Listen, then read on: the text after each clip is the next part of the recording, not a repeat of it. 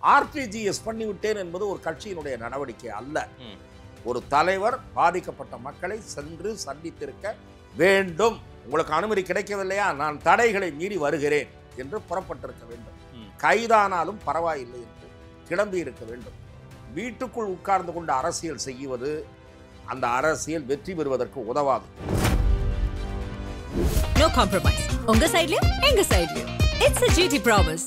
GT Holidays, South India's #1 travel brand. ஆச்சி Royal gulab jamun packs, ஒன்று வாங்கினால் ஒன்று இலவசம். தமிழர்களின் #1 சாய்ஸ் தமிழ் மேட்ரிமோனி.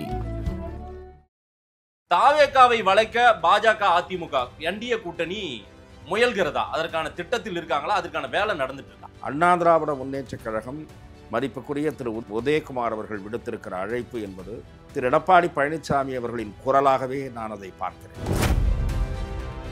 விஜயை பார்த்து திமுக எந்த அளவு மிரண்டு போயிருக்கிறதோ அதே அளவு மிரட்சி அதிமுகவின் கண்களிலும் தெரிகிறது என்பது அவர்களுடைய வார்த்தைகளில் இருந்து வெளிப்படும். உங்களுக்கு துணை முதலமைச்சர் பதவி கூட தருகிறோம், வாருங்கள் என்று உதயகுமார் அழைக்கிறாரே என்பது உங்கள் கேள்வி. சரி, அதுதான் நான் சொல்லுகிறேன். அதிமுக இறங்கி வருகிறது, அதன் பலவீனத்தை வெளிச்சம் போட்டு காட்டுகிறது. இது சரியான தேர்தல் உத்தி அல்ல. அவர் அதிமுக அணியோடு போனால் வெற்றி உறுதி. அதிமுக பிஜேபியும் இருக்குமா? பிஜேபி இருந்தாலும் தவறில்லை என்கிறேன். நான் என்ன கேட்கிறேன், திரும்ப நீங்கள் திமுக அணியை பார்த்து கேளுங்கள், வைகோவை பார்த்து கேளுங்கள், திருமாவை பார்த்து கேளுங்கள், என்ன ஆயிற்று உங்களுடைய இலங்கை தமிழர் பிரச்சனை நிலை என்று கேளுங்கள். ஓட்டு கிராஜுவலா ஏறிட்டே இருக்கு. 4% இருந்த கட்சி நீ 11% இருக்கு. ரெண்டாவது, அவங்க தலைமையில் ஒரு கூட்டணி அமையலாமான்ற யோசனையும் நீங்க சொன்ன மாதிரி அதுவும் ஒரு ஆப்ஷனும் இருக்கு. பிஜேபி இல்ல, நான் சொல்றது அந்த ஆப்ஷனும் விஜய்க்கு இருக்குன்றேன். ஓகே, இல்லைன்னா அண்ணாமலைன்ற ஆப்ஷனும் இருக்கு. ஒன்று, அதிமுக அந்த கூட்டணியில் தேசிய ஜனநாயக கூட்டணியில் விஜய் இணைவது, அல்லாவிட்டால் அதிமுக கூட்டணி ஒன்றுபட்ட பாமக, தேமுதிக, ஒன்றுபட்ட அதிமுக என்ற நிலை உருவாகுமானால் ஒரு வலிமையான போட்டியை திமுகவுக்கு ஏற்படுத்த முடியும். விஜய் நிச்சயம் சேதாரத்தை ஏற்படுத்துவார். அதிமுகவுக்கு மட்டுமல்ல, திமுகவுக்கும் சேர்த்துதான். இந்த கரூர் சம்பவத்துக்கு பிறகாக விஜய் இன்னுமே ஆக்டிவ் ஆகலையா சார்? நிச்சயமாக இது அவருக்கு பெரிய பின்னடைவை தோற்றுவித்து. இந்த மாதிரியான அணுகுமுறையை கரூர் சம்பவத்தில் காரணமாக அவருக்கு ஏற்பட்ட ஒரு பதட்டம் அல்லது கலக்கம் அல்லது கவலை கட்சி பணிகளில் தொய்வாக மாறிவிட்டது. ஆர்டிஜிஎஸ் பண்ணிவிட்டேன் என்பது ஒரு கட்சியினுடைய நடவடிக்கை அல்ல. ஒரு தலைவர் பாதிக்கப்பட்ட மக்களை சென்று சந்தித்திருக்க வேண்டும். உங்களுக்கு அனுமதி கிடைக்கவில்லையா, நான் தடைகளை மீறி வருகிறேன் என்று புறப்பட்டிருக்க வேண்டும். கைதானாலும் பரவாயில்லை என்று கிளம்பி இருக்க வேண்டும். வீட்டுக்குள் உட்கார்ந்து கொண்டு அரசியல் செய்வது அந்த அரசியல் வெற்றி பெறுவதற்கு உதவாது. புதிய கட்சி ஒன்றும் 2026 தேர்தலுக்கு முன்பே உதயமாக போகிறதுன்னு ஒரு செய்திகள் பரவிட்டே இருக்கு. அப்படி ஏதேனும் இருக்கா? என்னை பொறுத்தவரை திரு அண்ணாமலை அவர்களை பாரதிய ஜனதா கட்சி பயன்படுத்திக் கொண்டால் அந்த கட்சிக்கு நல்லது, பயன்படுத்திக் கொள்ளாவிட்டால் அந்த கட்சிக்குத்தான் நஷ்டம். அதன் தமிழர்களுக்கு வணக்கம். பல்வேறு துறைகளில் ஆக சிறந்த ஆளுமைகளை சந்தித்து நாம் நேர்காணல் எடுத்து வருகிறோம். அந்த வகையில் மீண்டும் நம்மோடு இணைந்திருக்கிறார் மூத்த பத்திரிகையாளர் திரு துக்ளக் ரமேஷ் அவர்கள். அவரிடம் கேட்பதற்கு நிறைய இருக்கின்ற வாரங்களோடமே கேட்போம். வணக்கம் ரமேஷ் சார். வணக்கம் மதேஷ், எப்படி இருக்கீங்க? நல்லா இருக்குது. தமிழக வெற்றி கழகம் இந்த கரூர் சம்பவத்துக்கு பிறகாக அதிமுகவும் பாஜகவும் வரிந்து கட்டி கொண்டு ஆதரவு கொடுப்பதும் அதை எப்படியாவது கூட்டணி வயப்படுத்தி விடலாம் என்று முனைப்பில் இருப்பதாக தெரிகிறது. இதுல பாஜக ஒரு தனி ரோல் பண்றாங்க, தனி ஆவர்த்தனம் பண்ணிட்டு இருக்காங்க. எப்படியாவது அவரை இந்த இஷ்யூல இருந்து தன் பக்கம் இழுத்து விடலாம். அவர் பிஜேபியின் கைப்பாவியாவே விஜய் மாறிட்டாருன்னு திமுகவினர் தலையங்கமெல்லாம் எழுத ஆரம்பிச்சாங்க அவங்களுடைய அதிகாரப்பூர்வ பத்திரிகையில. இந்த பக்கம் நேற்றைக்கு முன்னாள் அமைச்சர் திரு ஆர்பி உதயகுமார் சொல்றாரு, தமிழ்நாட்டை மட்டுமல்ல, திமுக மீண்டும் ஆட்சிக்கு வந்தால் தாவேகாவையும் காப்பாற்ற முடியாது, நீங்க சிரஞ்சீவி பாணியெல்லாம் செட் ஆகாது, பவன் கல்யாண் ரோலுக்கு வாங்க, யாரக்கூடிய துணை முதலமைச்சர் கொடுக்குறோம் வாங்க கூட்டணிக்குன்ற மாதிரி அவருடைய ஸ்டேட்மெண்ட் இருக்குது. தாவேகாவை வளைக்க பாஜக அதிமுக என்டிஏ கூட்டணி முயல்கிறதா? அதற்கான திட்டத்தில் இருக்காங்களா? அதற்கான வேலை நடந்துட்டு இருக்கா? முரசொலி கூறியது போல பாரதிய ஜனதாவின் கைப்பாவையாக தாவேகா தலைவர் விஜய் மாறிவிட்டார் என்பதற்கான எந்த ஆதாரமும் எந்த ஒரு பதிவும் தரவும் இல்லாத நிலையில் அது ஒரு நிராகரிக்கத்தக்க விமர்சனம் அல்லது அவர்களுக்கு கவலையை தோற்றுவிப்பதால் எரிச்சலில் வெளிப்படுகிற விமர்சனம் என்றுதான் நான் பார்க்கிறேன். பாரதிய ஜனதா கட்சியினுடைய தமிழக தேர்தல் பொறுப்பாளராக பொறுப்பேற்றிருக்கக்கூடிய திரு பைஜெயந்த் பாண்டா அவர்கள் வெளிப்படையாக பாட்டாளி மக்கள் கட்சியின் ஒரு பிரிவின் தலைவராக இருக்கக்கூடிய டாக்டர் அன்புமணி ராமதாஸ் அவர்களை சந்தித்திருக்கிறார் என்கிற செய்தியை நாம் பார்த்தோம். ஆக வெளிப்படையாக அவர்கள் கூட்டணிக்கான முயற்சியை எடுத்திருப்பது அல்லது அறிவித்திருப்பது என்பது பாமக குறித்து தான். வேறு எந்த கட்சி குறித்தும் அவர்கள் இன்னும் பேச்சுவார்த்தையை தொடங்கவில்லை. அநேகமாக நவம்பர் மாதம் பீகார் தேர்தல் முடிந்த பிறகு இந்த தேர்தல் பொறுப்பாளர்களை தாண்டி மத்திய உள்துறை அமைச்சர் மாண்புமிகு அமித்ஷா அவர்களுடைய பார்வை தமிழ்நாட்டின் பக்கம் திரும்பும். பாரதிய ஜனதா தனது தேர்தல் ஆட்டத்தை அப்போது தொடங்கும். தீவிரமாக அதன் பணிகள் இருக்கும் என்று விவரமறிந்த சில நண்பர்கள் கூறுகிறார்கள். சரி, இப்போது நீங்கள் கூறிய கேள்வியின் இன்னொரு பகுதிக்கு நான் வருகிறேன். அண்ணா திராவிட முன்னேற்றக் கழகம் வெளிப்படையாக திரு விஜய்க்கு விடுத்திருக்கிற அழைப்பு, குறிப்பாக சட்டமன்ற எதிர்க்கட்சி துணைத் தலைவர் மதிப்புக்குரிய திரு உதயகுமார் அவர்கள் விடுத்திருக்கிற அழைப்பு என்பது திரு எடப்பாடி பழனிசாமி அவர்களின் குரலாகவே நான் அதை பார்க்கிறேன். ஏனென்று சொன்னால் அவர் நீங்கள் கூறியது போல சிரஞ்சீவி பாணியில் கையெடுக்காதீர்கள், நீங்கள் பவன் கல்யாண் மாதிரி செயல்படுங்கள், அப்போதுதான் நீங்கள் பரிமளிக்க முடியும் என்று கூறிவிட்டு விரக்தியின் விளிம்புக்கே போகிற மாதிரி நீங்கள் தனியாக நிற்பதாக இருந்தால் தமிழ்நாடும் அவ்வளவுதான், நீங்களும் அவ்வளவுதான். அதாவது இது எப்படி இருக்கிறது என்றால், இந்த மாதிரியான பேச்சுக்கள் அதிமுக பலவீனமாக இருக்கிறது என்பதை பறைசாற்றுவதாகத்தான் உலகம் பார்க்கும். குறிப்பாக அண்ணா திராவிட முன்னேற்றக் கழகத்தினுடைய அடிமட்ட தொண்டர்களுக்கு நீங்கள் என்ன மாதிரியான செய்தியை சொல்லுகிறீர்கள் என்று எனக்கு புரியவில்லை. இல்லை, அணி சேர்ப்பது, ஆட்களை கூட்டணிக்கு அழைப்பதுன்றது தேர்தல் காலங்களில் நடக்கிற ஒன்று தானே. இப்போ எல்லாருமே அதற்கான வலையை வீசறதுக்கு தானே காத்திருப்பாங்க. அதை தானே திரு ஆர்பி உதயகுமார் செய்கிறாரு. அந்த கட்சியினுடைய பொதுச் செயலாளர் திரு எடப்பாடி பழனிசாமி அவர்கள் அவரே கூட்டணிக்கான அழைப்பு பொதுவாக வெவ்வேறு கட்சிகளுக்கு, தாவேகாவுக்கு அல்ல, வெவ்வேறு கட்சிகளுக்கு சொல்லி கொண்டிருக்கிறார். அது தவிர வலிமையான கூட்டணி உருவாகும் என்கிறார். அந்த வகையில் அவருடைய ஸ்டேட்மெண்ட் அந்த அளவோடு நிறுத்தி இருந்தால் பரவாயில்லை. அதிமுக இப்போது எப்படி ஆகிவிட்டது என்றால், இறைஞ்சுவது போல, மடியேந்துவது போல ஒரு குரல் எதிரொலிக்கிறது. எப்படி என்று சொன்னால், திரு எடப்பாடி பழனிசாமி அவர்கள் ஒரு பெரிய கட்சி நம்மிடம் வர இருக்கிறது என்று சொல்லுகிறார். எனக்கு தெரிந்த தமிழ்நாட்டில் 2 கட்சிகள் பெரிய கட்சி, மீதியெல்லாம் அவற்றுக்கு சமமில்லாத கட்சிகள் தான். ஒரு பெரிய கட்சி திராவிட முன்னேற்றக் கழகம், இன்னொரு பெரிய கட்சி அதிமுக. ஒரு பெரிய கட்சி நம்மோடு வர இருக்கிறது என்று திரு எடப்பாடி பழனிசாமி சொன்னால் திமுக அவர்கள் பக்கம் வரப்போகிறதா? இல்லை என்பது எல்லோருக்கும் தெரிந்த ஒரு விஷயம்தான். ஆகவே இதற்காக நான் சொல்லுகிறேன் என்றால், விஜயை பார்த்து திமுக எந்த அளவு மிரண்டு போயிருக்கிறதோ அதே அளவு மிரட்சி அதிமுகவின் கண்களிலும் தெரிகிறது என்பது அவர்களுடைய வார்த்தைகளில் இருந்து வெளிப்படுது. நீங்கள் பவன் கல்யாணி மாதிரி இருங்கள் என்று சொல்லுவதன் மூலம் ஊடகவியலாளர் என்கிற முறையில் மட்டுமல்லாமல் வெளிப்படையாக அந்த ஸ்டேட்மெண்ட் என்ன உணர்த்துகிறது என்பதை நீங்கள் சொல்லிவிட்டீர்கள்.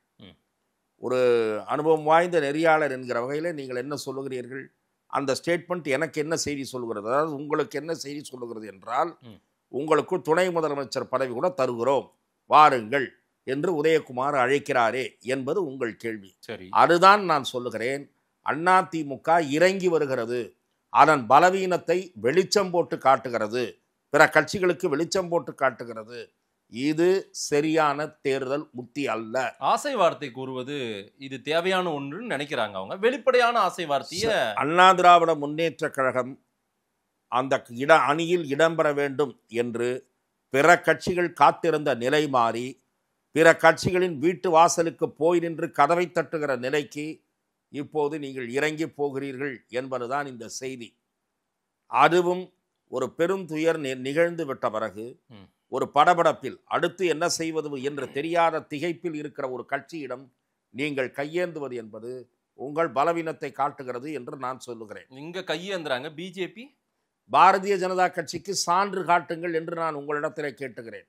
பாரதிய ஜனதா கட்சி விஜய்க்கு தூது விட்டது, விஜய்க்கு அழைப்பு விடுத்தது, எங்கே ஒரு ஆதாரத்தை காட்டு. விஜய்க்கு ஆதரவு கரம் நீட்டியதுல பெரும் பங்கு பெரும் உயரத்தில் நிற்பது, முன்னணியில் நிற்பது, முந்தி நிற்பது பிஜேபின்னு திமுக அதிக டவுட்டே அவங்க மேலதான் படுறாங்க. திராவிட முன்னேற்ற கழகத்திற்கு தோன்றி இருக்கக்கூடிய பதற்றத்தின் காரணமாக அவர்கள் அப்படி செய்கிறார்கள். திராவிட முன்னேற்ற கழகத்திற்கு உளவுத்துறை மட்டுமல்ல, பென் நிறுவனம் அவர்களுடைய நிறுவனம் மட்டுமல்ல, வட இந்திய தனியார் நிறுவனம் ஒன்றும் கூட சர்வே எடுத்து திமுக அணி இப்போது வலிமையாக இருக்கிறது, அண்ணா திமுக அணி தாவேக என்கிற கட்சி அதனோடு சேருமானால் நீங்கள் நிச்சயமாக உங்களுடைய வெற்றி வாய்ப்பு என்பது பெரும் கேள்விக்குறியாகிவிடும். இது ஒரு முடிவு கொடுக்கப்பட்டிருக்கிறது. இன்னொரு முடிவு என்ன கொடுக்கப்பட்டிருக்கிறது என்றால், திமுகவுக்கு மெஜாரிட்டி கிடைக்காத சூழல் எப்போது உருவாகும் என்றால், ஒருவேளை காங்கிரஸ் கட்சி திமுக அணியிலிருந்து விலகி தாவேகாவுடன் கரம் கோர்த்து தாவேகாவுடன் மேலும் 1-2 சிறிய கட்சிகள் சேருமானால் அப்போதும் திமுகவுக்கு மெஜாரிட்டி கிடைக்காது என்று 2 விதமான சூழல், அதாவது 2 விதமான கணிப்புகள் திமுக வசம் கொடுக்கப்பட்டிருப்பதாக நான் அறிகிறேன். இதை தவிர வேறு சில விஷயங்களும் இருக்கின்றன. சார், இதெல்லாம் கணிப்புகள் சார். நான் ஒரு மூத்த பத்திரிகையாளர், உங்களுடைய எக்ஸ்பீரியன்ஸ்லாம் நிறைய பார்த்துருப்பீங்க, நிறைய தேர்தலில் நிறைய கூட்டணிகளை பார்த்துருப்பீங்க. 3 ஆப்ஷன் இப்போதைக்கு விஜய் கட்சியை வச்சு, அதாவது தாவேகாவை வச்சு சொல்றாங்க. ஒன்று, அவர் தனித்து போட்டி, அவருக்கு கீழே ஒரு சில அணிகள் கட்சிகள் வரும்ன்றாங்க. இன்னொன்று, அதிமுக பாஜக என்டிஏ அலையன்ஸ்குள்ள போவாரு அப்படின்னு சொல்றாங்க. அல்லது விஜய் அதிமுகவோடு போவார், பிஜேபி தனியா இருக்கும்னு சொல்றாங்க. அல்லது பிஜேபி விஜய் எல்லாம் ஒண்ணு சேர்ந்து அதிமுக தனிமையா அது ஒரு தனி அணி இருக்குன்றாங்க. இந்த மாதிரி எல்லாம் நிறைய. 5வது விட்டுறீங்களே, விஜய் காங்கிரஸோடு போவது என்பது. விஜய் காங்கிரஸோடு வேற சொல்றாங்க, காங்கிரஸ் பிசிகாவை சொல்றாங்க. இந்த 5 ஆப்ஷன்களும் இருக்கின்றன என்பதுதான் உண்மை. இந்த 5 ஆப்ஷனும் இருக்கா? 5 ஆப்ஷன்களும் விஜய் முன்பாக இருக்கின்றன. என்ன ஆப்ஷன் அவரு செலக்ட் பண்ணுவார், எது நடக்கும்னு நினைக்கிறீங்க? நான் அதான் சொல்ல வர்றேன். விஜய் முன்பு இருக்கின்றன. விஜயை அவர் பக்கத்தில் இருக்கக்கூடிய 1-2 பேர் நான் கேள்விப்படுவது ஆளுக்கு ஒரு பக்கமாக இழுக்கிறார்கள். ஒருவர் ஒரு கையை வைத்துக்கொண்டு இழுத்து நம் தலைமையில் அணி அமைப்போம், வாருங்கள் காங்கிரஸ்க்கு வேண்டுமானால் தூது விடுவோம். இன்னொருவர் வேண்டாம், நீங்கள் பிஜேபியை கொள்கை எதிரி என்று சொல்லிவிட்டு போகாதீர்கள் என்று காங்கிரஸை பார்த்து கை காட்டுபவர்கள் சொல்கிறார்கள். இன்னொரு பக்கம் இருப்பவர்கள் திமுகவை வீழ்த்த வேண்டும் என்றால் இந்த பக்கம்தான் போயாக வேண்டும், அதிமுக பக்கம்தான் போயாக வேண்டும், பாஜக இருந்தாலும் தவறில்லை, பாஜக வேண்டாம் என்று நினைக்கிறீர்களா, பாஜக அதிமுக கழற்றி விட்டுவிடும், நாம் மெசேஜ் அனுப்பினால் கழற்றி விட்டுவிடும், வாருங்கள் இழுக்கிறார்கள். அந்த கட்சியினுடைய முக்கிய பொறுப்புகளில் இருக்கக்கூடிய நிர்வாகிகள் இதற்கு முன்பு இருந்த மனநிலை வேறு, இப்போது இருக்கிற மனநிலை என்ன மனநிலை? இதற்கு முன்பு இருந்த மனநிலை விஜயே தனியாக நின்று ஜெயிக்க முடியும். சரி, ஏனென்றால் இன்றைக்கு விஜய்க்கு ஒரு பெரிய பாப்புலாரிட்டி, செல்வாக்கு இருக்கிறது. பிரதான எதிர்க்கட்சியான அதிமுகவை விட நாம் தான் இன்றைக்கு பெருங்கூட்டத்தை ஈர்க்கக்கூடியவர்களாக இருக்கிறோம் என்று கருதிய மாவட்ட நிர்வாகிகள், மாவட்ட செயலாளர்கள் அதிகம் பேராக இருந்தார்கள்.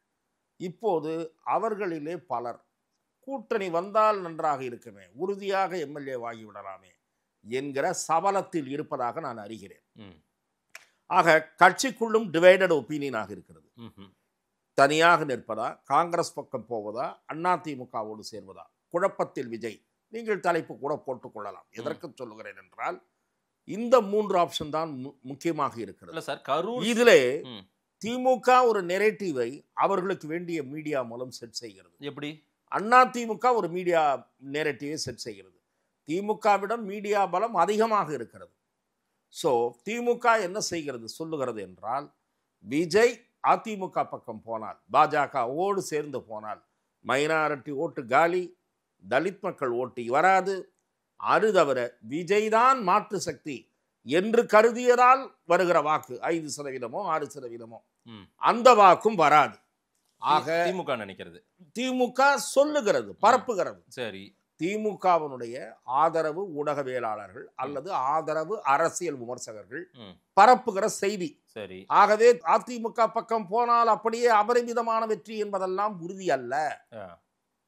விஜயின் இமேஜ் டேமேஜ் ஆகும் என்று ஒரு கதையை, பிம்பத்தை கட்டமைக்கிறார்கள். என்ன காரணம்?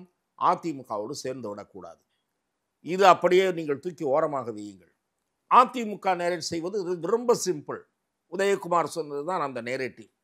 என்னன்னா, விஜய் அவர்களே தனித்து நிற்காதீர்கள், திமுக விழுங்கிவிடும், இந்த திமுக மறுபடியும் வந்தால் உங்களை விழுங்கிவிடும். உன் கதை என்ன? விஜய் கட்சியை விழுங்கிடும், நீங்க மறுபடியும் எதிர்கட்சி தான், ஆளுங்கட்சின்றதை மறந்துடணும். அதனால தான் கையேந்திரீங்க. இது ஒரு பக்கம் இருக்கட்டும். இதை தவிர விஜய் அதிமுக பக்கம் சேர்ந்து விடக்கூடாது என்று அது இன்னொரு விதமான நெரேட்டிவ். விஜய் கட்சி அதிமுகவோடு சேர்ந்தால் திமுக சொல்றதுல இன்னொன்று என்னன்னா, சுருங்கிவிடும். ஓட்டும் எதிர்பார்த்த ஓட்டு விழாது. அவர் கட்சியும் எம்எல்ஏக்கள் நின்னாங்கன்னா ஒரு எவ்வளோ பேர் வர்றாங்களோ அதில் அதிமுக கொஞ்சம் கொஞ்சமாக கரைச்சிரும் என்பது இன்னொரு தியரி. தனியாக நின்னா திமுக ஸ்வாலோ பண்ணிடும். அதை தவிர இன்னொன்று சொல்கிறாங்க, வேட்பாளர்களையே பர்ச்சேஸ் பண்ணிடுவாங்க திமுக. வேட்பாளர்களே கரைஞ்சு போயிடுவான். கடைசி நாளில் தூக்கி வேட்பாளர்களே நாக்கிடுவாங்க. அந்த வேட்பாளர் தனியாக நின்னா. இதுவும் அதிமுகவினுடைய நெரேட்டிவ். இப்படி பலவிதமான நெரேட்டிவ்ஸை செட் பண்றாங்க. சோ விஜய்க்கு எல்லாருமே பயமுறுத்துறாங்க, பயமுறுத்துகிறார்கள், குழப்புகிறார்கள். ஆனா அவர் என்னமா இருக்காரு? இல்ல, அதுதான் நான் சொல்லுகிறேன். அது அவர் நம்ம மக்களை சந்திக்கிற போது அவரை சுத்தி இருக்கிற எது அவருக்கு நல்லது என்று என்ன கேட்டால், அவர் அதிமுக அணியோடு போனால் வெற்றி உறுதி. அதிமுக பிஜேபியும் இருக்குமா? பிஜேபி இருந்தாலும் தவறில்லை என்கிறேன். நான் என்ன கேட்கிறேன், திரும்ப நீங்கள் திமுக அணியை பார்த்து கேளுங்கள், வைகோவை பார்த்து கேளுங்கள், திருமாவை பார்த்து கேளுங்கள், என்ன ஆயிற்று உங்களுடைய இலங்கை தமிழர் பிரச்சனை நிலை என்று கேளுங்கள், கம்யூனிஸ்டுகளை பார்த்து கேளுங்கள். பொருளாதார கொள்கையில் பாஜகவுக்கும் காங்கிரசுக்கும் வேறுபாடே கிடையாது. மன்மோகன் சிங் ஆட்சிக்கும் மோடி ஆட்சிக்கும் வேறுபாடே கிடையாது. சொன்னவர்கள் கம்யூனிஸ்டுகள். ஆகவே எந்த கூட்டணியும் தேர்தலுக்கானது தான், எந்த கூட்டணியும் கொள்கை கூட்டணி அல்ல. நான் இதை உங்களுக்கும் சொல்லியிருக்கிறேன், மக்கள் மன்றம் என்கிற மேடையிலும் சொல்லியிருக்கிறேன். கொள்கையும் கிடையாது, ஒரு புடலங்காயும் கிடையாது என்கிற வார்த்தையை தான் நான் சொன்னேன். எந்த அணியிலும் கொள்கையெல்லாம் கிடையாது. கொள்கை இருந்தா போய் ராஜபக்சே கிட்ட போய் பரிசு பொருட்களை வாங்கி வருவார்களா? வெட்கமே இல்லாமல் ஈழ இன அழிப்புக்கு காரணமானவர் என்று சொன்ன ராஜபக்சேவிடம் கைகுலுக்கி விட்டு வந்தவர்கள் தானே திமுக கூட்டணியில் இருக்கக்கூடிய தலைவர்கள். அந்த இன அழிப்புக்கு துணை போன கட்சி என்று காங்கிரஸ் கட்சியை பேசிய வாய் தானே திருமாவாய், வைகோ வாய். அது வேறவா, இது நாரவாயா என்று கேளுங்கள். ஆனா மதவாத சக்திகள் இங்கு வந்துடக்கூடாது. அதுதான் நான் சொல்றேன். சக்திகள் இங்கு வந்துடக்கூடாது. அதுதான், இதுதான் பூச்சாண்டின்ற. இது பூச்சாண்டி. இந்த பூச்சாண்டி எல்லாம் ஓடாது, வண்டி ஓடாது. ஓடி இருக்கு, சக்சஸ் ஆயிருக்கு. 2019 இருந்து சக்சஸ் ஆயிருக்கு. அதுதான் ஆயிருக்கு. ஓட்டு கிராஜுவலா ஏறிட்டே இருக்கு. 4% இருந்த கட்சி இன்னைக்கு 11% இருக்கு. ரெண்டாவது, அவங்க தலைமையில ஒரு கூட்டணி அமையலாமான்ற யோசனையும் நீங்க சொன்ன மாதிரி அதுவும் ஒரு ஆப்ஷனும் இருக்கு. பிஜேபி இல்ல, நான் சொல்றது அந்த ஆப்ஷனும் விஜய்க்கு இருக்குன்றேன். ஓகே. இல்லன்னா அண்ணாமலைன்ற ஆப்ஷன் இருக்கு. இப்படி பலவிதமான ஆப்ஷன் இருக்கு. என்ன அண்ணாமலை ஆப்ஷன்? இல்ல, அப்படியும் வருகிறது இல்ல தியரி. நான் சொல்லுவது அல்லவா புது அண்ணாமலை ஆப்ஷன். நீங்களும் வரீங்களா அந்த புள்ளிக்கு? இல்ல, நான் வரல. நான் அண்ணாமலை கட்சி விட்டு போவார்னு சொல்லல. அண்ணாமலையை முன்னிறுத்தி விஜயோடு சேர்ந்து ஒரு கூட்டணியை கட்டமைக்கலாம். இவங்க அண்ணாமலையை முன்னிறுத்தினா எப்படி புரியல?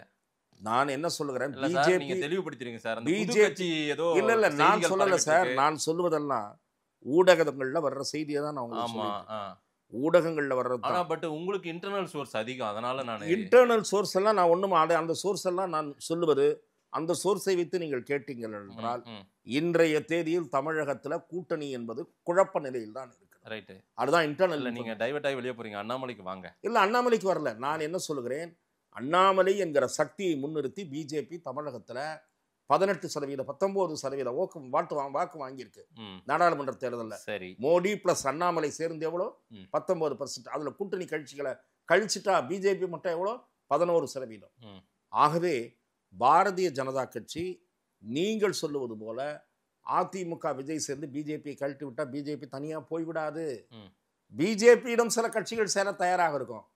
பாட்டாளி மக்கள் கட்சி 2ஆ தானே இருக்கு, ஒன்னும் சேர்ந்து இல்லையே. தேமுதிக இன்னும் எந்த முடிவும் எடுக்காம தானே இருக்கு. ஆகவே இன்றைய தேதியில் தமிழக அரசியல் குழப்ப நிலையில் தான் இருக்கிறது. திராவிட முன்னேற்ற கழகம் வீழ்த்தப்படுவதற்கு 2 வாய்ப்புகள் இருக்கின்றன. ஒன்று, அதிமுக அந்த கூட்டணியில், தேசிய ஜனநாயக கூட்டணியில் விஜய் இணைவது.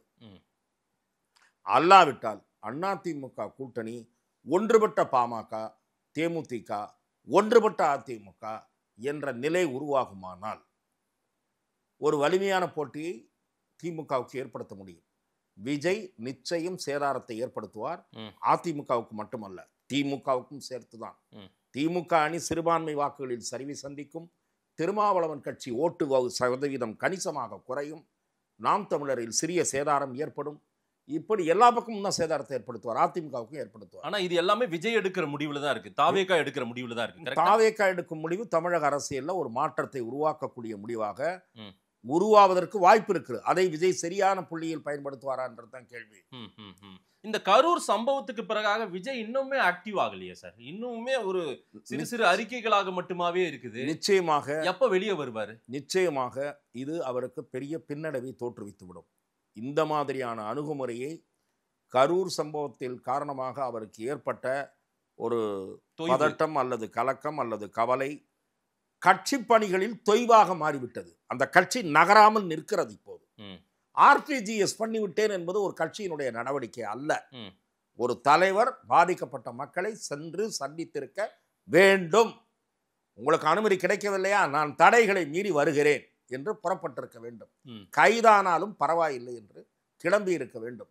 வீட்டுக்குள் உட்கார்ந்து கொண்டு அரசியல் செய்வது அந்த அரசியல் வெற்றி பெறுவதற்கு உதவாது. எவ்வளவு பாப்புலராக வேண்டுமானால் நீங்கள் இருந்து கொள்ளுங்கள். பொதுவெளியில் இன்றைக்கு உங்களை நோக்கி கூர்மையான விமர்சனங்கள் புறப்பட்டு விட்டன. மிக கூர்மையான விமர்சனங்களை விஜய் எதிர்நோக்கி இருக்கிறார். அவருடைய மௌனம் களைய வேண்டும். கூட்டணி தொடர்பான மௌனத்தை வேண்டுமானால் நீங்கள் தேர்தல் பரப்புரையின் போது கலைத்துக் கொள்ளலாம். அல்லது நீங்கள் அடுத்து என்ன பேசப் போகிறீர்கள் உங்களுடைய பொதுக்கூட்டத்தில், பழையபடி அந்த திமுக பாஜக இதைத்தான் பேசப் போகிறீர்களா என்பதை புரிந்து கொள்வார்கள். அதிமுக அழைப்பு விடுத்திருக்கிறது. அதற்கு பதில் தேவை.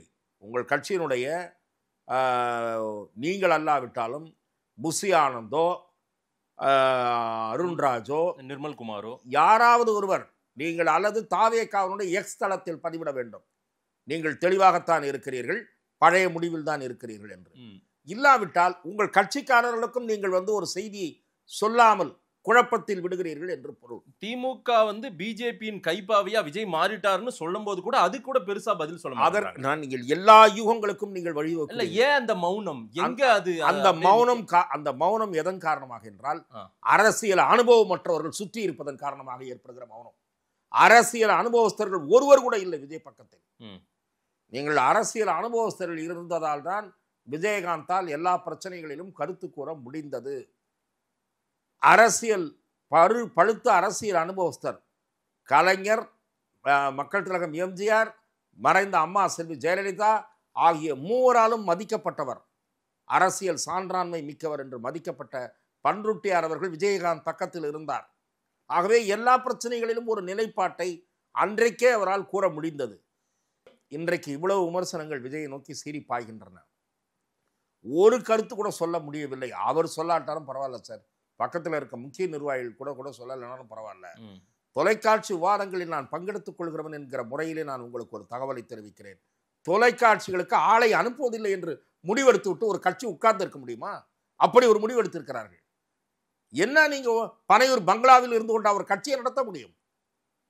ஒரு கட்சிக்கு ஒரு அலுவலகம் வேண்டாமா? அந்த அலுவலகத்தில் 4 நிர்வாகிகள் இயக்க வேண்டாமா? அங்கே 10 மாவட்ட செயலாளர்கள் டெய்லி போயிட்டு வந்திருக்க வேண்டாமா?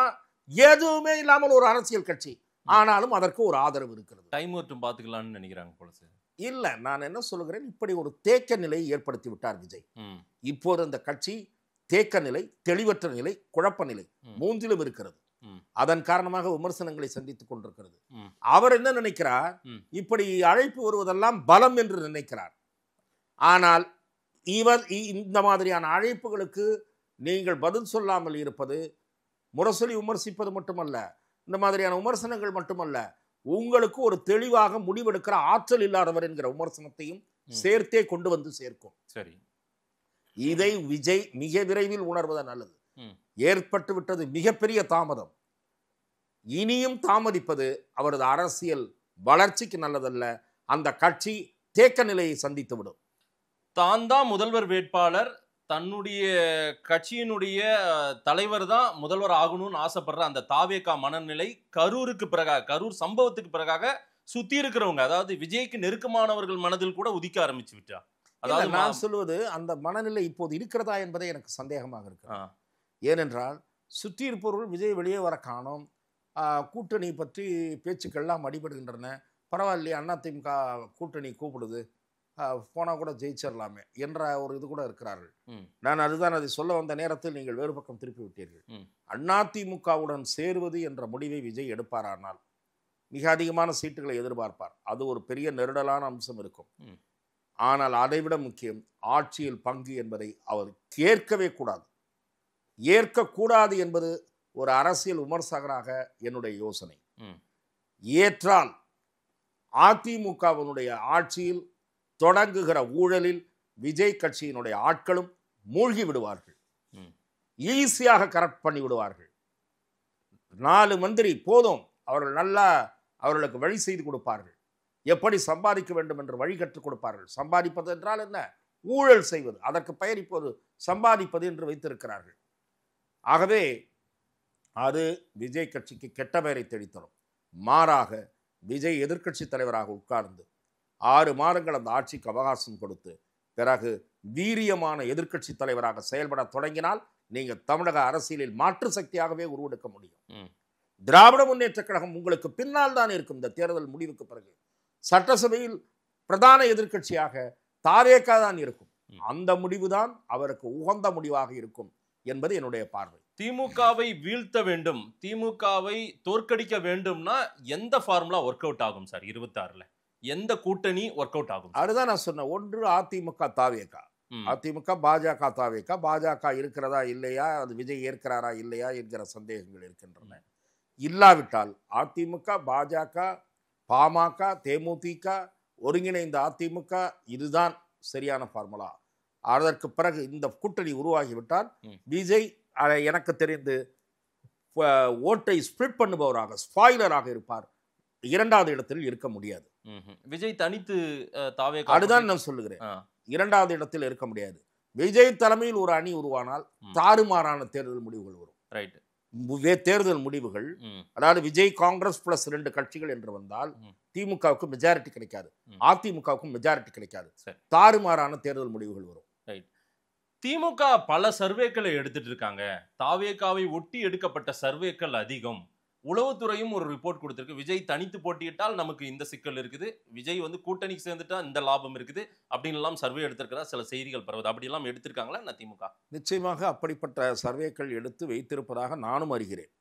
பல நண்பர்கள் சொல்லுவதுதான். பத்திரிகையாளர்கள், திராவிட முன்னேற்ற கழகத்தைச் சேர்ந்தவர்கள், நிர்வாகிகள், 1-2 பேர் தொடர்பில் இருப்பவர்கள், பிசினஸ் புள்ளிகள், அவரெல்லாம் என்ன சொல்லுகிறார்கள்னா கிட்டத்தட்ட ஒரு 40 பேருக்கு மேலே சீட் இருக்காது இந்த தடவை திமுக எம்எல்ஏ வாக்காளர்களுக்கு. அதெல்லாம் கூட எடுத்துட்டாங்க. நான் பெர்ஃபார்மிங் எம்எல்ஏஸ் அல்லது தொகுதி பக்கமே போகாதவங்க, இல்லை அதிகமாக கட்ட பஞ்சாயத்தில் ஈடுபட்டவங்க, கெட்ட பேர் எடுத்தவங்க, இவங்களெல்லாம் ஃபில்டர் பண்ணுறதுன்னு. உதயநிதி அவர்களுடைய சிபாரிசில் இளைஞரணி நிர்வாகிகள் நிறைய பேருக்கு சீட்டு கிடைக்கும்ன்றது அது வதந்தி மட்டும் இல்லை, அது எல்லாரும் எளிதால் புரிந்து கொள்ளக்கூடியது தான். ஏன்னா முதல்வருக்கு பிறகு அவர் தான் அந்த கட்சி கொண்டு வரப்போகிறது என்பது நேச்சுரலாக அவருக்கு லாயலான ஒரு டீம் ஸ்ட்ராங்காக கொண்டு வருவார்கள் என்பது எதிர்பார்க்கக்கூடிய ஒன்று தான். இது தொடர்பாகவும் இப்போதே அடையாளங்கள், அதாவது வேட்பாளர் தேர்வு, யார் யாரை நிறுத்தலாம் என்ற அந்த பணியிலும் இப்போ நீங்கள் பார்த்தீங்கன்னா தேர்தல் பணிகளில் தீவிரமாக இருப்பது திமுக தான். அதிமுக பின்தங்கி தான் இருக்கிறது. இன்னமும் இவர்கள் அழைப்பு விட்டுட்டு தான் இருக்காங்க. ஒரு டூர் போனாரே தவிர, டூரை தவிர வேற எந்த வேலையும் பார்க்கல. மந்திரிகள்லாம் அவங்கவுங்க, முன்னாள் மந்திரிகள்லாம் அவங்கவுங்க ஊரில் சொந்தமாக சௌரியமாக உட்காந்துருக்காங்க. பூத் கமிட்டி மீட்டிங் நடத்திட்டியான்னு இவர் இங்கேருந்து கேட்குறாரு. நடத்திட்டோம் சார் அப்படின்றாங்க. இதுதான் போயிட்டு இருக்கு அதிமுகவில். ஆமாம். தாவேகா சுத்தமாகவே ஆப்சென்ட்ல இருக்காங்க. தாவேகா இதில் இருக்குது, ஆழ்ந்த உறக்கத்தில் இருக்குது. அந்த உறக்கத்திலேருந்து எழுந்து எப்போ வருவாங்கன்னு தெரியல. ஏன் விஜய்? ஆனால் உறக்கத்தில் இருக்கிற கட்சியை பற்றி இவ்வளவு பேச வேண்டிய நிலை விவாதம் ஆயிட்டே இருக்கு. அதுக்கு காரணம் மீடியாவுக்கு ஒரு கண்டென்ட் தேவைப்படுது. இப்போ நம்ம கண்டென்ட்டா பேசல சார். இல்ல மீடியாவுக்கு கண்டென்ட் தான். நீங்கள் விஜய் என்ன பண்ண போறாருன்ற ஒரு ஹைப்பை கிரியேட் பண்றாங்க. அந்த ஹைப்பு என்ன காரணம்னா அவருக்கு ஒரு எவ்வளவு பர்சன்டேஜ் இருக்குன்றது இன்னும் தெரியல. குறைஞ்சது 15 இருக்குன்றாங்க. பிடிக்காதவங்க என்ன அவ்வளோலாம் வாங்க மாட்டார், 8 வருவாங்க, 8% வாங்கினா பெரிய விஷயங்கன்றாங்க. 8 கீழே அவங்களாலே இறக்க முடியல. யாரு? விஜய் மீது வெறுப்பை, வன்மத்தை கக்குகிறவர்களாகவும் கூட 8% வாங்குவார், அதுக்கு மேலே வாங்க மாட்டாருன்றாங்க. உட்காந்த இடத்துல இருந்தே களத்துக்கு போயிட்டு வந்தவங்க 15 வாங்குவார், 20 வாங்குவாருன்றாங்க களத்துக்கு போயிட்டு வந்தவங்க. ஸோ ஆனால் இந்த மாதிரி உறக்க நிலையில் இருந்தால் அந்த 20 என்பது குறையும். இதுல ரொம்ப முக்கியமா இன்னொரு புதிய கட்சி ஒன்றும் 2026 தேர்தலுக்கு முன்பே உதயமாக போகிறதுன்னு ஒரு செய்திகள் பரவிட்டே இருக்கு. நீங்க கூட நடுவுல ஒரு துணுக்கா ஒரு பேரை சொல்லிட்டு போயிட்டீங்க வேகமா. அப்படி ஏதேனும் இருக்கா? இல்லை, நீங்கள் வந்து திரு அண்ணாமலை அவர்களை குறிப்பிட்டு கடந்த நேர்காணலிலும் கேட்டீர்கள், இந்த நேர்காணலையும் கேட்டுட்டு இருக்கீங்க. என்னை பொறுத்தவரை திரு அண்ணாமலை அவர்களை பாரதிய ஜனதா கட்சி பயன்படுத்தி கொண்டால் அந்த கட்சிக்கு நல்லது, பயன்படுத்தி கொள்ளாவிட்டால் அந்த கட்சிக்குத்தான் நஷ்டம். ஆனால் அவர் புதிய கட்சி தொடங்குவார், அதுவும் இந்த தேர்தல் நேரத்தில் தொடங்குவார் என்று நான் கருதவில்லை. விஜய் எப்போது கரூருக்கு போவார்ன்ற ஒரு கேள்வியும் உதித்து கொண்டே இருக்கிறது. அதுக்கான ஏன் அது வந்து தாமதப்படுத்திட்டே இருக்காரு? அநியாயமான தாமதம் இது. இது சாதாரண தாமதம் கூட இல்லை. நீங்கள் வந்து துயரற்ற மக்களோடு வீடியோ காலில் பேசியிருக்காரு. வீடியோ காலில் பேசி அதே மாதிரி நெட் ட்ரான்ஸ்ஃபர் பண்ணி இதிலெல்லாம் வந்து ஒரு பாலிடிக்ஸ் நடத்த முடியாது. அந்த குடும்பத்தைச் சேர்ந்தவர்கள் உங்களோடு தான் இருக்கிறார்கள். அது இது நீங்கள் வீடியோ காலில் பேசுவதற்கு முன்பே களத்திற்கு சென்ற எங்கள் செய்தியாளர் பாதிக்கப்பட்ட குடும்பத்தை பார்த்து விட்டு வந்தார். அப்போதே சொன்னார், விஜய் அண்ணா மேலே எந்த தப்பும் இல்லை என்று அந்த குடும்பத்தைச் சேர்ந்தவர்கள் சொன்னதாக. அந்த குடும்பத்தை தாண்டி தான் உங்களை மக்கள் கவனித்துக் கொண்டிருக்கிறார்கள். இந்த 38 பேர் குடும்பம், அவர்களுடைய உணர்வுகள், அதையெல்லாம் 41 பேர் குடும்பத்தெல்லாம் நான் மதிக்கிறேன். நான் அந்த இறந்து போனவர்களுடைய வேதனையை, துன்பத்தை, வலியை நான் நன்றாக உணர்கிறேன். ஆனால் விஜயை ஆதரிப்பவர்கள், அவர்களையும் தாண்டி லட்சக்கணக்கான ரசிகர்கள் அல்லது பல்லாயிரக்கணக்கான நியூட்ரல் ஓட்டர்ஸ், அவர்கள் இந்த செயல்பாட்டில் மகிழ்ச்சி அடையவில்லை. நன்றாக புரிந்து கொள்ள வேண்டும். தமிழக அரசியலில் மாற்றம் வேண்டும் என்று கருதி விஜயை ஆதரிக்க முன்வரக்கூடிய வாக்காளர்கள் விஜயினுடைய செயல்பாடு காரணமாக ஏமாற்றம் அடைவார்கள். அவர்களுடைய ஏமாற்றம் வேண்டாம், இது தேராது என்ற முடிவுக்கு வருவதற்கு முன் விஜய் விழித்துக் கொள்ள வேண்டும். அதிமுக, தாவேகா, பாஜக அவங்களுக்குள்ளார ஒரு அலைன்ஸ் சாத்தியமா? சாத்தியம்தான். திரு விஜய் அவர்கள் கொள்கை எதிரி என்று அதிகமாக பேசிவிட்டார், ஆகவே நாளை அவரை நோக்கி நெருக்கடிகள் வரும் என்றெல்லாம் சொல்லுகிறார்கள். மைனாரிட்டி ஓட்டு வராது என்று சொல்கிறார்கள். அந்த அம்சத்தில் வேண்டுமானால் நான் உடன்படுவேன். ஆனால் இந்த கொள்கை எதிரி என்று பேசிவிட்டு எப்படி போய் சேர்ந்தார் என்றெல்லாம் பார்க்க மாட்டார்கள். ஒரு வலிமையான அணி உருவாகிவிட்டால் இதுதான் வெற்றி பெறும் என்று கருதி அதன் காரணமாக அதற்கு ஒரு 3-4% கூட விழும். இந்த மைனாரிட்டி லாஸ் அது ஈடு கட்டிடும். ஆகவே விஜய் அதிமுக பாஜக என்று வந்தாலும் சரி, விஜய் அதிமுக என்று வந்தாலும் சரி, திமுகவுக்கு இந்த தேர்தல் மிகப்பெரிய சவாலாக, வாழ்வா சாவா என்கிற களமாக மாறிவிடும். பார்க்கலாம் சார், நிறைய விஷயங்கள் சொல்லியிருக்கீங்க. மக்கள் என்ன சொல்றாங்கன்னு பார்க்கலாம். நேரில் வந்து நேரம் கொடுத்து பேசியமைக்கு நன்றி. வாய்ப்புக்கு நன்றி.